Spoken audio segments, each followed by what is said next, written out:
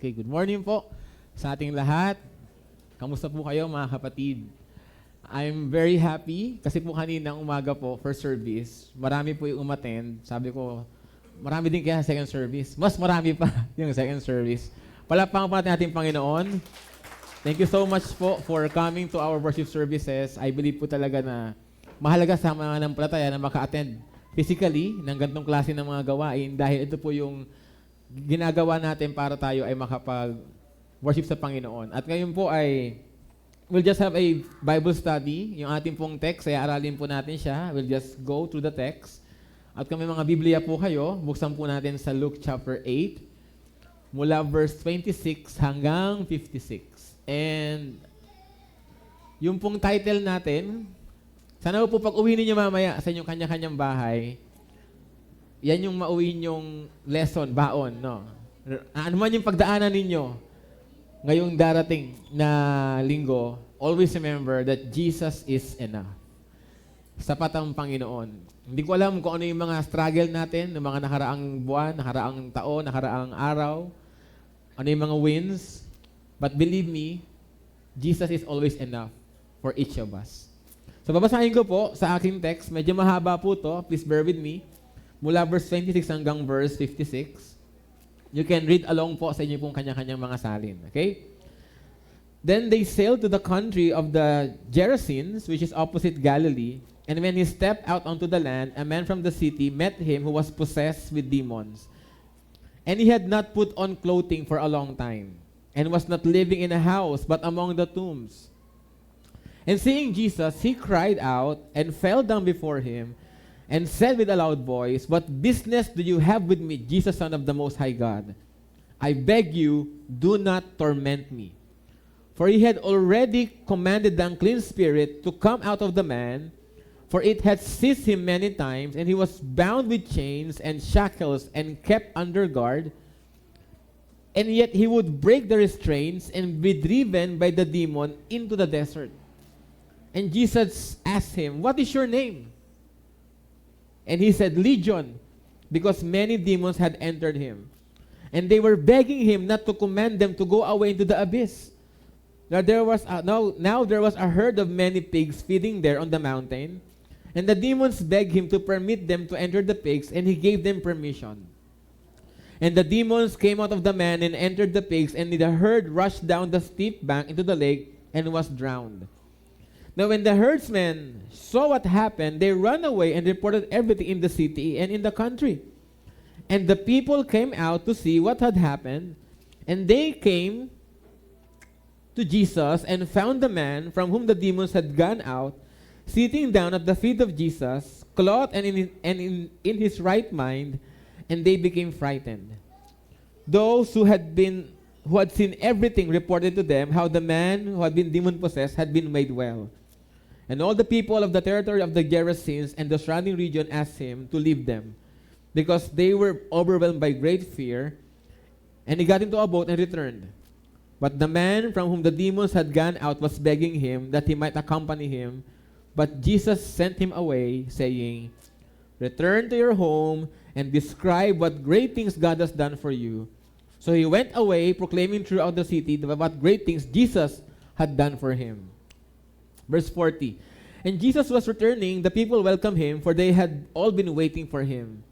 And a man named Jairus came, and he was an official of the synagogue, and he fell at Jesus' feet and began urging him to come to his house. For he had only a daughter, about 12 years old, and she was dying. And as he went, the crowds were pressing against him, and a woman who had suffered a chronic flow of blood for 12 years and could not be healed by anyone, came up behind him and touched the fringe of his cloak. And immediately her bleeding stopped.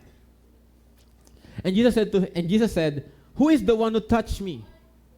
And while they were all denying it, Peter said, "Master, the people are crowding and pressing in on you."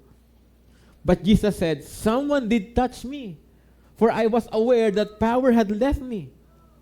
Now when the woman saw that she had not escaped notice, she came trembling and fell down before him and admitted in the presence of all the people the reason why she had touched him and how she had been immediately healed. And he said to her, "Daughter, your faith has made you well. Go in peace." While he was still speaking, someone came from the house of the synagogue official saying, "Your daughter has died. Do not trouble the teacher anymore." But when Jesus heard this, he responded to him, "Do not be afraid any longer. Only believe, and she will be made well." When he came to the house, he did not allow anyone to enter with him except Peter, John, and James, and the girl's father and mother. Now they were all weeping and mourning for her, but he said, "Stop weeping, for she has not died, but is asleep." And they began laughing at him, knowing that she had died. He, however, took her by the hand and spoke forcefully, saying, "Child, arise." And her spirit returned, and she got up immediately. And he ordered that something be given her to eat. Last verse, her parents were amazed, but he instructed them to tell no one what had happened. Sa buhay po sa mundo, meron pong mga bagay na kahit po anong gawin ng tao, hindi niya kayang i-overcome. Hindi ko magana yung PowerPoint, paki-assist na lang po. So doon po sa ating text, pinakita po doon ang tatlong bagay, tatlong issue, na kahit na anong gawin ng tao, on his own, hindi po niya kayang i-overcome. Una po yung bondage. Pangalawa po ay disease or defilement. At pangatlo naman po ay death. Yung una po nating binasa ay isang tao na inaalian ng libo-libong mga demonyo. At kahit anong gawin sa kanya, hindi po siya mapigilan. At kahit po anong gawin sa kanyang tanikala, kahit saan siya ilagay, palagi po siya nakakaalis. And he was threatening yung po mga tao sa kanyang paligid. Until that day that Jesus went to his place and Jesus freed him. Pangalawa po, defilement. Yung babae po na yon ay sumasalamin sa ating kasalanan. Pag dinudugo ka sa Israel, you are considered to be unclean, ostracized ka, outcast ka, hindi ka part ng community, ng general population. And she was in that condition for 12 years until that day that Jesus healed her immediately. She was restored sa kanyang societal status. And pangatlo po, death.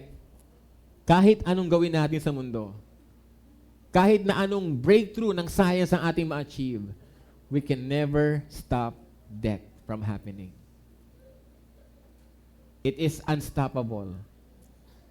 Kahit na marami kang pera, at kagaya mo si Elon Musk, na first trillionaire sa mundong ito, you will still die. Pero sa ating text, yung ating Panginoon, isang babaeng bata na namatay, muli niyang binuhay. All of these things can give us serious suffering until that day where we will meet Jesus Christ and we will understand Jesus is enough to overcome them all. At yun po yung gusto kong iiwan sa bawat isa. Ano man ang pinagdadaanan mo, ano man ang iyong kinakaharap ngayon, kung ikaw ay alagad ng ating Panginoon, Jesus is enough. So, tingnan po natin yung tatlong tao na ating pong binasa. So, the first guy is yung pong demoniac. At yung ating pong first point, Christ transforms those enslaved by sin. Doon po sa ating text na binasa, sa unang part po doon, meron po doong lalaki na taga Gerasene. At yung pong Gerasenes, yung po ay isang lugar opposite of Galilee. Kung natandaan po ninyo, si Jesus Christ kasama ang mga alagad ay tumawid sa Sea of Galilee. Nagkaroon ng bagyo sa gitna noon, pero yung Panginoon naman, pinatigil yung bagyo. Okay? Tapos saka po sila nakarating doon sa kabilang side. At doon nga po sa kabilang side, nandun nga po yung lalaki na alihan ng demonyo. At siya po ay walang damit, siya po ay nakatira sa mga libingan, at kahit po anong ilagay sa kanyang tanikala, kanya pong sinisira dahil nga siya ay superhuman ng kanyang strength. He was stripped of his dignity. He was stripped of his honor. Wala siyang family relationship. Lahat yun na wala sa kanya. Meaning to say, Satan does not really care of the humanity. Walang pakialam sa atin si Satanas. All he wants is to destroy us.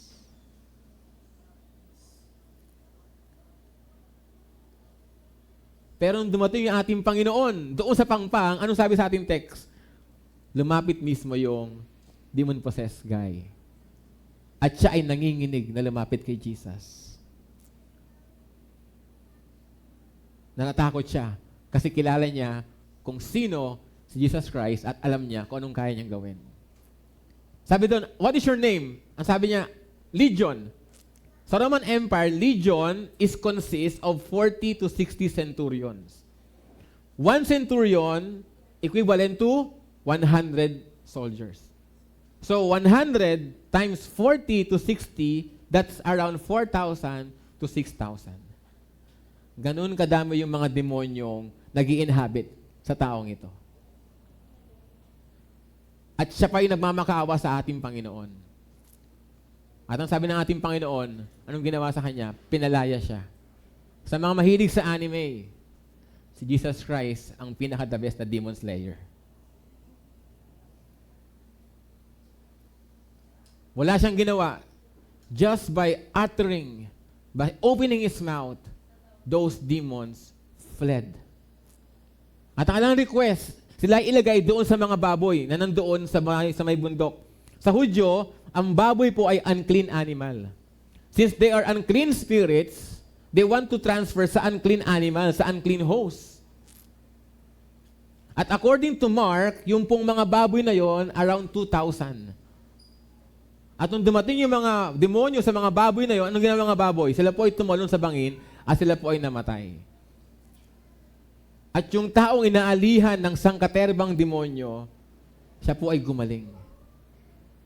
Nagkaroon siya ng dignidad. Kasi sabi dun sa ating text, pagdating ng mga tao, anong ginagawa niya? He was sitting at the feet of Jesus, dressed. At mukha na po siyang matino. Pero yun nga lang, noong araw na yon, nalugi ang mga baboy, ang mga may-ari ng baboy. Bumagsak ang economy ng mga baboy because in one day, 2,000 baboy namatay, walang kinita ang mga may-ari ng baboy. Kaya ang request ng mga tao kay Jesus Christ, ng mga businessmen, please leave our place. Leave our region. Mas okay pa sa kanila na magkaroon ng 2,000 baboy kesa doon sa lalaki na wala ng demonyo sa kanyang katawan. What an odd choice. At parang ganun din ang ating society. It keeps on giving us odd choices. Di ba? Mas okay pa sa kanila yung fetus ng pawikan, ng dog, ng cat, kumpara sa fetus ng human being. What an odd choice. Because Satan is really at play in our world. This world is under his control. Kaya kung di kayo naniniwala sa demonyo, you are giving Satan his great advantage. Because that's the point. Pag di ka naniniwala sa kanya, ano man ang gawin niya, hindi mo papansinin. But he is real. The devil is real. Demons are real. And they torment people. Yun lang ang paliwanag kung bakit merong isang tao na kaya niyang tiisin, kumuha ng limpak-limpak na pera, at hayaan lang niya yung ating health system ay mag-deteriorate. Kasi binubulungan siya ng mga demonyo sa kanyang puso, sa kanyang tenga. May mga demonyo sa mundong ito, kaya nga may mga tao na handa silang gumawa ng katakot-takot na krimen. Demons are real. Aside from our sinful flesh, we have these demons who can influence us to do horrible things to our society and to our fellow human beings.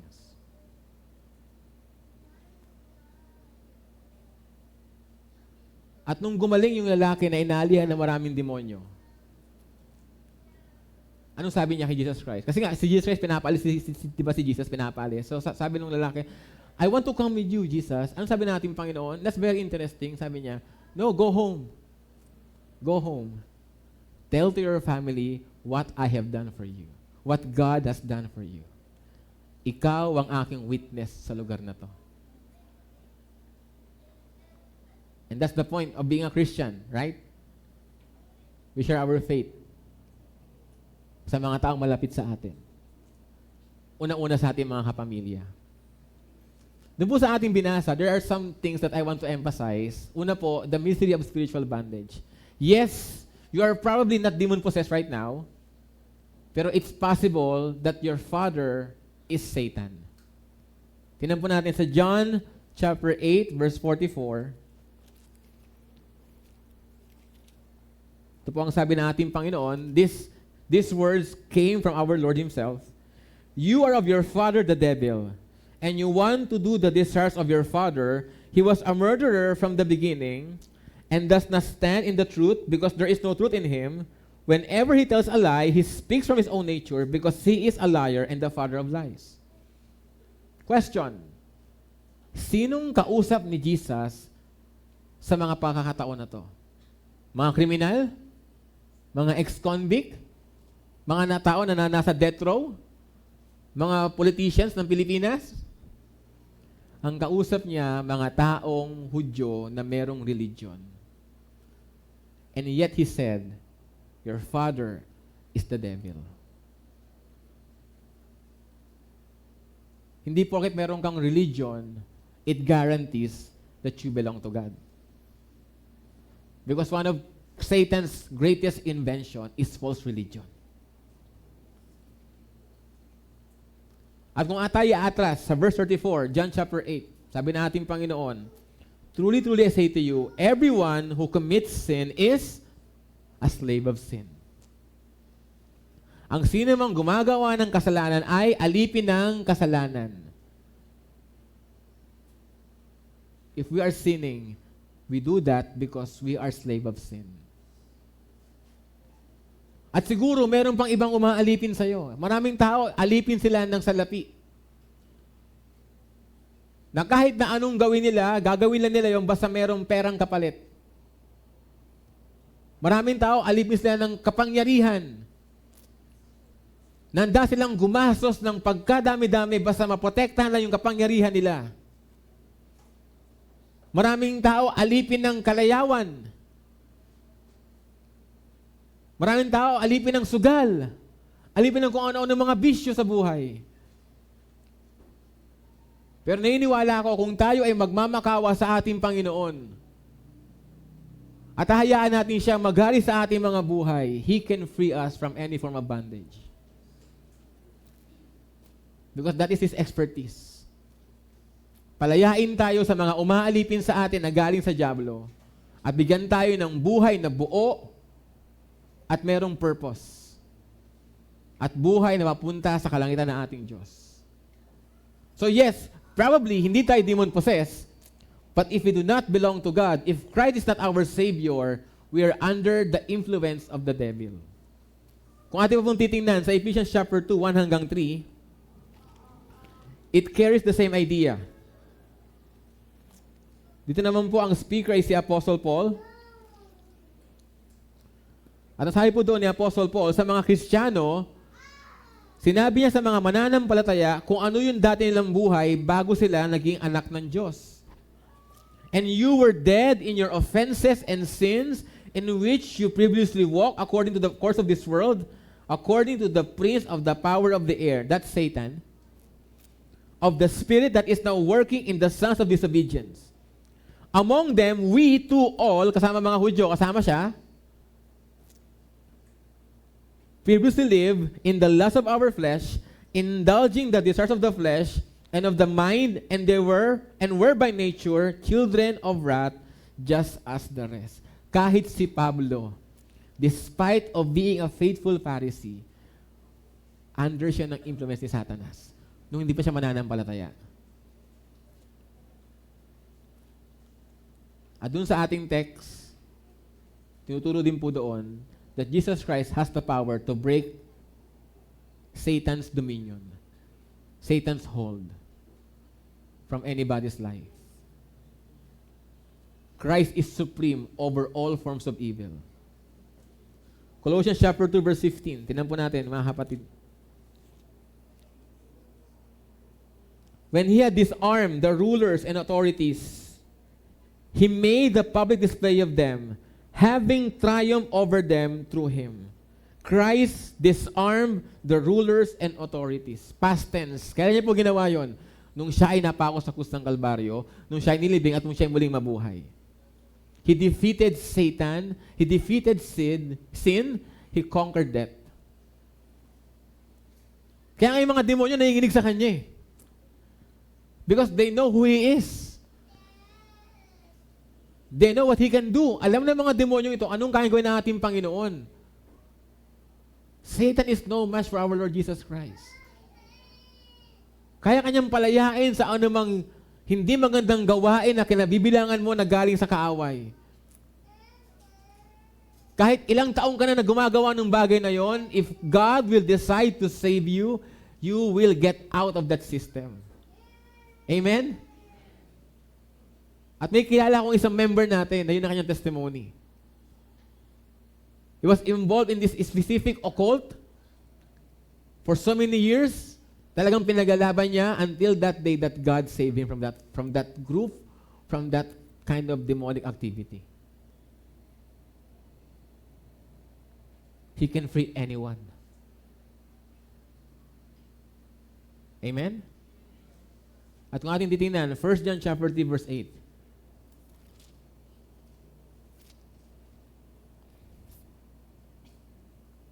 The one who practices sin is of the devil. For the devil has been sinning from the beginning. But there's hope. The Son of God appeared for this purpose, to destroy the works of the devil. Christ can free anyone from Satan's clutches. He can save us from the dominion of the darkness so that we can cross over to His heaven and to His eternity. Ang difference, Jesus Christ. Because Jesus is enough. At sabi ng ating Panginoon, doon sa kanyang pinagaling, na gusto sumama sa kanya, sabi niya, no, I have a special mission for you. Since ikaw lang ang convert ko sa lugar na to, pumunta ka sa iyong pamilya at ipagsabi mo kung anong ginawa ng Diyos sa iyo. That's how Christianity works.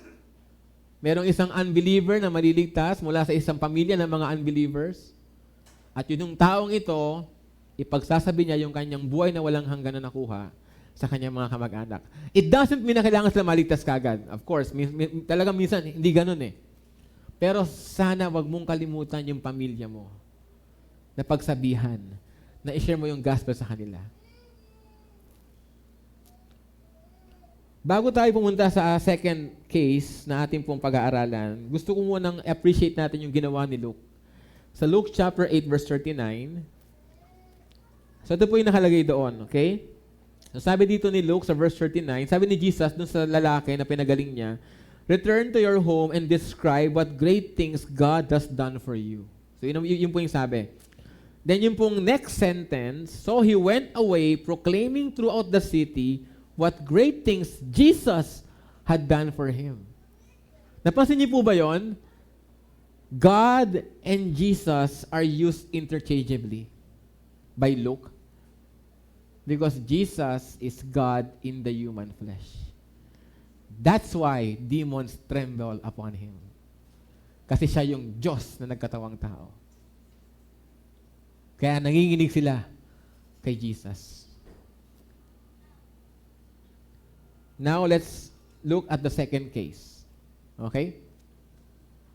Christ cleanses those defiled by sin. So doon po tayo sa verse.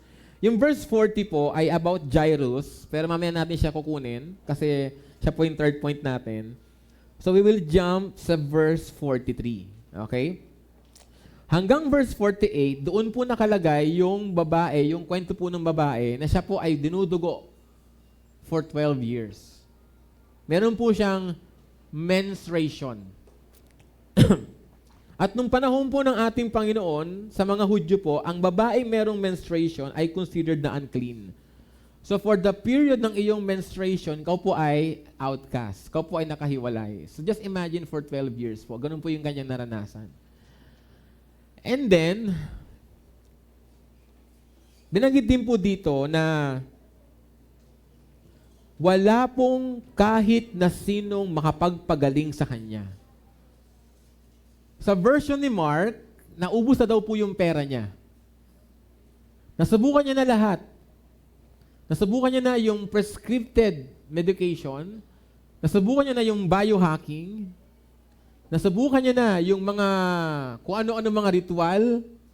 kung ano-ano mga superstitious belief. Lahat sinubukan niya na, pero for 12 years, walang nangyari. Until that day na na-meet niya si Jesus Christ.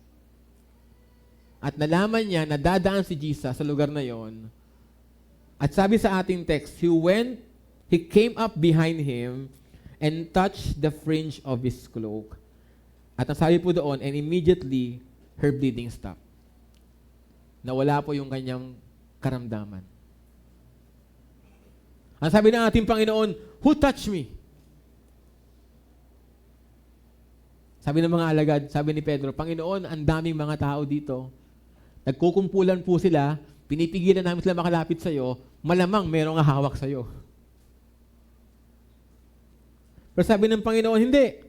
Alam ko talagang merong humawak sa akin dahil merong lumabas na power mula sa akin. Tapos yung babae, hindi niya natiis, siya po ay nagpakita sa ating Panginoon at sinabi niya, siya yung humawak sa ating Panginoon. At ang sabi ng ating Panginoon sa verse 48, Daughter, your faith has made you well, go in peace. So ilang insights po mula dun sa ating text. The tragedy of defilement. Mga kapatid, yes, sa ating text, yung babae na yon, siya ay unclean. Dahil nga siya ay dinudugo for 12 years. Pero maniwala po kayo, lahat po ng tao sa mundo na walang Kristo sa puso, unclean. Dahil sa kasalanan. The most dangerous virus in the world is the sin virus. Because it can kill your body and your soul. It can make you unclean. Tingnan po natin ang sabi sa Isaiah 64 verse 6. Siguro iba sa inyo, alam na ang text na to. But still, we have to open it and be reminded of its wonderful truth. Isaiah 64 verse 6, nakalagay po doon. For all of us have become like the one who is unclean, and all our righteous deeds are like a filthy garment, and all of us wither like a leaf, and our wrongdoings like the wind take us away. Gaano tayo kamakasalanan? Based from this text, yung mga mabuting gawa na ginagawa natin sa harapan ng Diyos dahil makasalanan tayo ay parang maruming basahan. I forgot kung sino yung nagsabi noon. I think I read it from a specific commentary. Pero isa daw po sa ginamit dito na Isaiah na figure, yung pong basahan daw po na yon ay yung po yung basahan na ginagamit ng mga babae pag meron silang buwan ng dalaw. Ganun kadumi yung ating mga mabubuting gawa sa harapan ng ating Diyos. We may be clean, physically speaking, but because of our sins, we are defiled.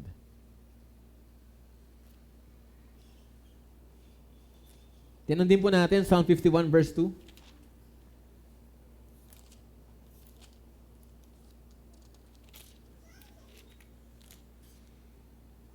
This is David. King David. Wash me thoroughly from my guilt and cleanse me from my sin, for I know my wrongdoings and my sin is constantly before me. Against you, you only I have sinned and done what is evil in your sight, so that you are justified when you speak and blameless when you judge. Behold, I was brought forth in guilt, and in sin my mother conceived me. Sa sinapupunan pa lang daw po, sabi ni Haring David, tayo po ay makasalanan na. Dahil ang mga magulang natin ay makasalanan. Sin makes us unclean. It makes us an outcast from God's presence. Mabuti na lang ang ating Panginoon, meron siyang sapat na holiness para tayo iligtas sa ating mga kasalanan. So Numbers 19 verse 16, tsaka Numbers 19 verse 11, sinasabi po doon na bawal hawakan ng mga Hudyo ang mga patay. Ang mga Hudyo pag sila ay nagkaroon ng dead sa kanilang pamilya, on that very day nila ililibing. Because a dead person is unclean. Pero ang Panginoon, did you remember that? Merong burol nasa lubong niya. Hinawakan ng Panginoon. Merong katongin, nagpapagaling, humingi ng sa kanya, ng kagalingan. Ano ginawa sa katongin? Di ba, hinawakan din niya? Ketongin, lepers are also unclean. And this woman is unclean because she has been bleeding for 12 years. And when she touched Jesus Christ, she was healed. Pinapakita dito, yung ating Panginoon, meron din siyang holiness na nagpapagaling. Kaya niya magpagaling ng ating mga karamdaman. At kung yung defilement na yon, ng babaeng yon, ay sumisimbolo sa kasalanan, Christ can heal our sin. He can make us clean. Ganun po yung kanyang kabanalan. At yun po yung description sa kanya ng Hebrews. Sa Hebrews chapter 7, verse 26,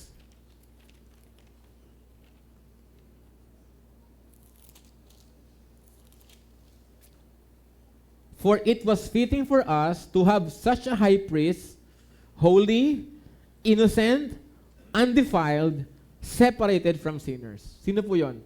That is Jesus Christ.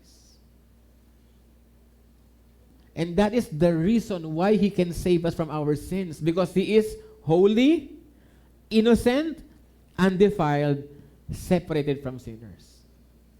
You want to save yourself? You must be holy, innocent, undefiled, and separated from sinners. Pero meron mang ganun sa atin?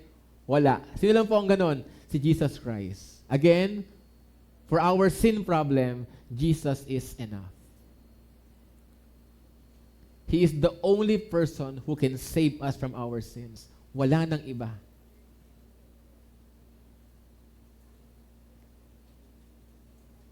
Ngayon pag-usapan natin yung faith ng babae.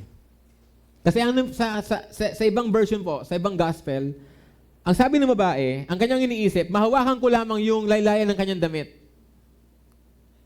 Gagaling na ako. So tanong ko sa inyo, weak ba ang faith niya? Is that a weak faith? Yung pa isang tanong, does weak faith save? Yes or no? Balikan nyo yung inyong pananampalataya nung kayo ay na-born again. Yung faith niya ba kay Jesus ay weak or strong?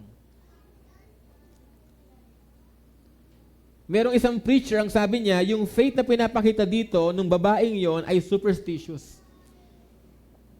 Kasi ang sabi niya, mahawakan ko lang yung kanyang laylayan. Siguro iniisip niya, si Jesus, pag umahawak sa mga may sakit, gumagaling, siguro pag ako umawak sa kanya, reversible effect, gagaling ako. Pwedeng ganun.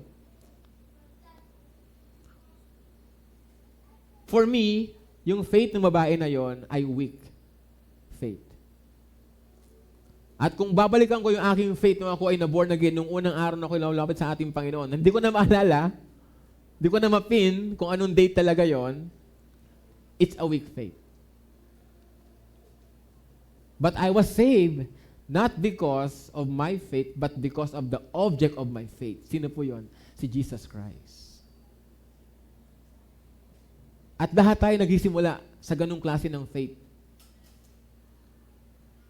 Pero kung 10 years ka nang mananampalataya, tapos yung faith mo ay yung pa rin yung faith mo nung nag-uumpisa ka, I think there's a problem. Kaya pinapagalitan ng Panginoon yung mga alagad niya na asan ang pananampalataya nyo. Kasi nga, ang dami ng ginawa ng Panginoon sa harapan nila ng mga himala. Ang dami niya nang sinabi ng mga katotohanan. Tapos, they still lack in faith. Kaya nga sinasabi niya, you have little faith. Ang tawag ko na kayong kasama, di ba? Ang dami niya nakitang miracles. Pero ganun pa rin. Yun ang point ng ating Panginoon sa mga alagad niya. So kung bago ka mananampalataya at nagisimula ka pa lang sa pananampalatayang to, yes, you have a weak faith. That's understandable. That's fine. That's okay. Pero kung matagal ka ng Kristiyano, tapos yung faith mo, ganun pa rin nung nag-uumpisa ka. Examine yourself. Check yourself. Bakit ganun ka pa rin? Anong something sa'yo na ginagawa mo na ayaw mong yung Lord makakilo sa buhay mo na maayos? So yes, weak faith, pero sana yung faith na yan lumalakas habang tumatagal. At para lumakas yan, anong ginagawa ng Panginoon? Anong ginagamit niya? Letter T, trials. And letter S, suffering. So kung dumadang kayo sa pagsubok, Huwag kayo magtatampo sa Panginoon. Kasi ang gusto niya, tumatag yung pananampalataya ninyo. From weak faith to stronger faith. At bago natin iwanan itong babaeng ito, gusto ko lang pansinin, yung ating Panginoon, talagang hinahanap niya kung sino yung humawak sa Kanya. Tanungin ko kayo, sa palagay niya ba talagang hindi niya alam kung sino yung humawak sa Kanya? Di ba, Diyos na nagkatawang tao siya, part ng pagiging Diyos niya, pagiging omniscient niya, di ba? Pero talagang hinahanap niya eh. Sino yung humawak sa akin? Sino yung humawak sa akin? Bakit? Anong point? Kasi gusto niya, kapag sinabi mo, siya ang iyong Panginoon, ipagsasabi mo yon. Kasi gusto niyang i-identify mo ang sarili mo na talagang alagad ka niya. Kasi i-restore niya yung kanyang status. Papaano siya ituturing na clean ng kanyang mga kababayan kung di sabi ng Panginoon, daughter, you are clean. That's the point. Kaya sinasabi niya, asan yung humawak sa akin? And take note, tinawag niya siyang daughter. Your faith in Jesus can make you a son and a daughter of God. Amen? Hindi lahat ng tao anak ng Diyos. Ang anak ng Diyos sa spirituality, sa eternal life, ay yung mga nananampalataya kay Jesus. She called her daughter in front of everyone because He wants to restore her status. At isa yun sa power ng Messiah, restoration. At lesson din to sa bawat isa, walang secret Christian. Amen? Kung talagang Christian ka, i-reveal mo na Christian ka. Siguro for the meantime, secret Christian ka, kagaya ni Nicodemus, tsaka ni Joseph of Arimathea, pero itong dalawang ito, in the long run, they reveal themselves as follower of the Lord Jesus Christ. As a konteksto ng New Testament, we can proclaim our allegiance to Jesus publicly by the water baptism. Kaya mahalaga na kung talagang mananampalataya ka as follower ka ni Jesus Christ, susunod ka sa tubig ng bautismo. Lahat ng Kristiyano sa New Testament, pati si Jesus, nakabautismo. What makes you special? Okay? At yung panghuli po nating pag-uusapan ay si Jairus. Christ strengthens those overwhelmed by fear. What is your greatest fear? Kung tatanungin ko kayo ngayon, ano po sagot niyo sa tanong na yon? What is your greatest fear? Siguro si Jairus, ang kanyang greatest fear ay mawala yung kanyang kaisa-isang anak na babae. Si Jairus, according po sa ating text, he was an official of the synagogue. May mga nagkasabi, siya po yung nag-oversee sa operations ng synagogue every Sabbath day. So mataas yung kanyang position. At yun po yung kanyang problema, yung kanyang nag-iisang anak na babae ay dying, mamamatay na. At sumapit siya kay Jesus Christ. At paano po siya lumapit? He fell down. He fell at Jesus' feet. Napansin niyo ba yun, mga kapatid? Yung tatlong taong ito, yung tatlong individual sa ating text, they fell on Jesus' feet. They fell at Jesus' feet. Yung demoniac, he fell at Jesus' feet. Yung babaeng dinudugo, she fell at Jesus' feet. Si Jairus, he fell at Jesus' feet. Yung ganong klase ng posture is a form of worship that is forbidden, to fall at the feet of a creature. Because that is idolatry. You only fell at the feet of God. But Jesus is accepting that posture because He is God in the human flesh. So yun po yung case ni Jairus. Meron po siyang anak na babae at sabi dito, malapit na po siya mamatay at ang sabi niya, pumunta si Jesus sa bahay niya. Okay? I understand Jairus. Alam po ninyo, nung dumating si Licia, yung babaeng anak ko, yung bunso ko, iba yung effect ng babaeng anak sa tatay. Iba talaga. For so long, wala kaming aircon sa bahay. Nung dumating si Licia, may aircon kami. Iba effect. Kaya si Jairus siguro, nag-aalala siya, nag-aalala. Alam niyo po, sa lahat ng mga kapatid, ako yung walang dibu. Di rin ako nakapag-aral sa private school. Pero sila, meron sila nun. Kasi iba effect eh. Alam niyo, story of my life. Anyhow, huwag natin pag-usapan yan. Pinapatawa ko lang kayo sa mga nakakilala sa akin. Okay? So, ayun na siya. Sabi dito, mamatay yung anak niya. Tapos si Jesus Christ ay papunta na sa kanyang bahay. And probably siya ay tuwang-tuwa. Sa ating pong pangatlong pag-uusapan, pinapakita po dito na talagang if you are relying on earthly resources, you will fail in this life. Huwag kang aasa sa mga bagay sa mundong ito kasi mabibigo ka lang. Tingnan po natin sa Psalm 146, 3 and 4. Psalm 146, 3 and 4.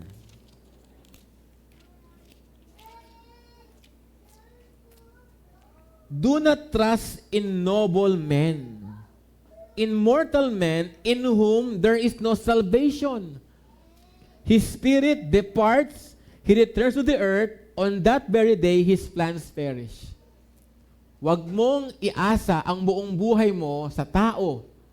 Kasi pag namatay ang taong yan, o lokohin ka ng taong yan, wala na. Sa pa po, Jeremiah 17, 5 hanggang 8.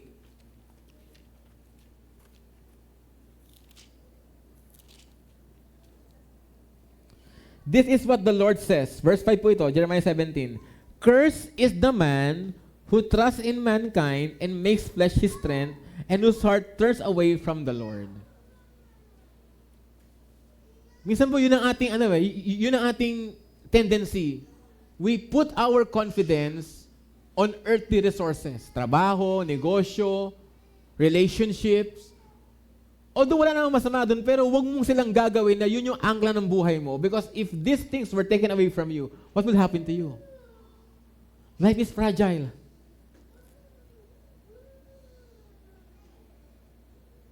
Itong si Jairus, meron po siya mga obstacle na pinagdaanan. Mga kapatid, God is using obstacles to strengthen your faith. Amen ba? Palalakasin ng Diyos ang iyong pananampalataya gamit ang mga obstacle. Ano yung mga obstacle ni Jairus? Una po, public pressure. Si Jesus Christ, meron siyang pinagaling nung araw nung Sabat. Huwag na huwag mong gagawin yon. Because Sabat is holy sa mga Hudyo. Lalo na sa mga Pariseyo. Pero pinagaling niya nung araw ng Sabat. Kaya yung mga Hudyo, talagang nagkaroon sila ng galit kay Jesus. So may mga tao na ayaw kay Jesus, and Jairus is a synagogue official, and probably he knows na may mga tao na ayaw kay Jesus. Pero anong ginawa niya? Lumapit na siya kay Jesus Christ. Kahit na alam niyang merong mga issue sa kanya, yung mga tao na yon, yung mga nasa religious elite. Meron din pong pride. Jairus is an official of the synagogue. Mataas ng katungkulan niya sa society. He is approaching a carpenter. Pero ano ginawa ni Jairus? Lumuhod siya sa ating Panginoon. Kasi nga, wala na siyang choice.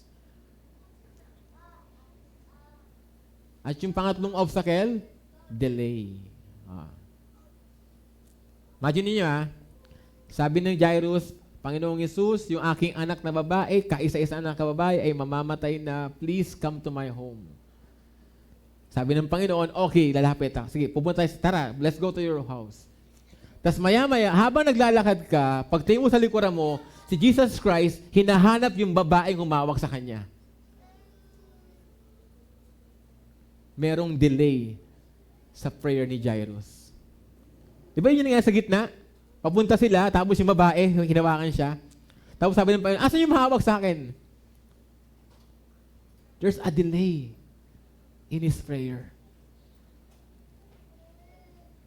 At yun yung lesson, mga kapatid. Sometimes when we pray, God will delay the answer.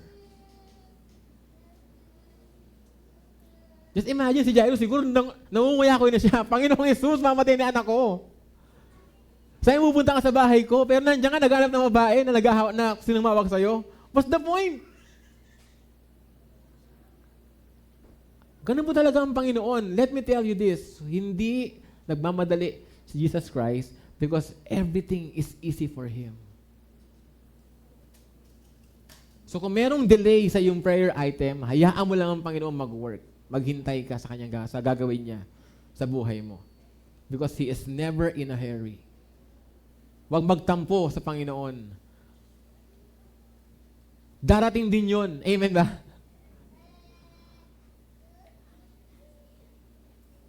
At yung discouraging news, yun yung pangapat na obstacle. Ano nangyari? Pag sabi nung pinagaling ng Panginoon, yung babae, sinabi niya, nirecognize niya, nirestore niya, may mga lumapit kay Jairus.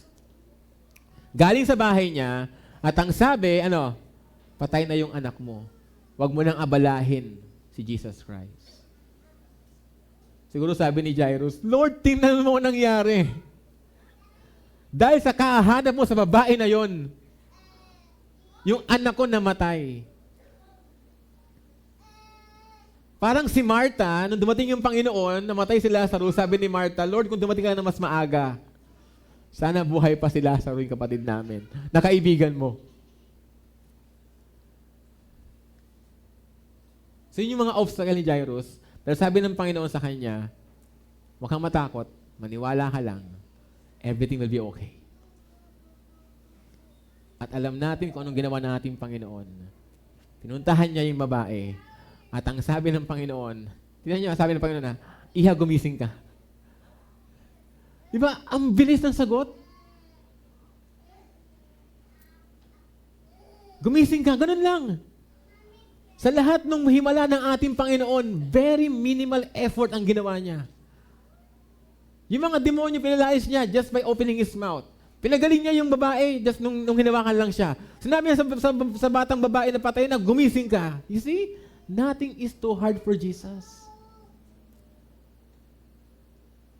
Kaya kung meron kang pinapanalangin sa ating Panginoon na parang antagal, tandaan mo, pag binigay ng Panginoon yan, mabilis lang yan sa Kanya. Maghintay ka lang. And He will grant you that prayer item. Because He is all-powerful. He is God in the human flesh. Yun po yung kwento kay Jairus. Na kung may kinakatakutan ka, kapag si Jesus naman na nagsabing sasamahan ka niya, wala kang dapat itakot. Yes, though I walk in the valley of the shadow of death, I will fear no evil because you are with me. The good shepherd is with us. Maghintay lang tayo sa ating Panginoon. Because at the end, Jesus is enough. He is enough. Pray na po tayo. Thank you, Lord, for this opportunity to study your word. Alam ko, Lord, naabot mo kami sa aming kanya-kanyang kalagayan. Ang iyong salita, Panginoon, ang naging sandigan muli namin. Ang nagpagaling sa amin, nag-assure sa amin that everything will be okay because you are with us and you are enough. Panginoon, kung may naman kaming kasama ngayon na inaalipin ng anumang uri ng masamang gawain, palayain mo siya in Jesus' name. Kung may naman may kasama ngayon, Panginoon, na namumuhay sa kasalanan, na hindi ka pa niya kinikilala bilang Panginoon at tagapagligtas, na siya ay unclean dahil sa kanyang ginagawa, Panginoon, iligtas mo po siya. Make that person clean. At Lord, sa amin, na merong urgent prayer requests, na para bang you are delaying your answer, nawa kagaya ni Jairus, Panginoon, matuto kami maghintay at magtiwala sa iyo because everything will be okay. Lord, with a snap of your finger, you can give us our prayer requests. Pero hindi mo ginagawa because you are using that delay to give us a good Christian character. Kasi mas uunahin mo, Lord, yung character kumpara sa blessing. Salamat, Panginoon, sa mga paalala galing po sa iyong salita. Empower us this coming week to do your will and purposes despite of our obstacles. In the name of the Son, yes, I pray. Amen. po.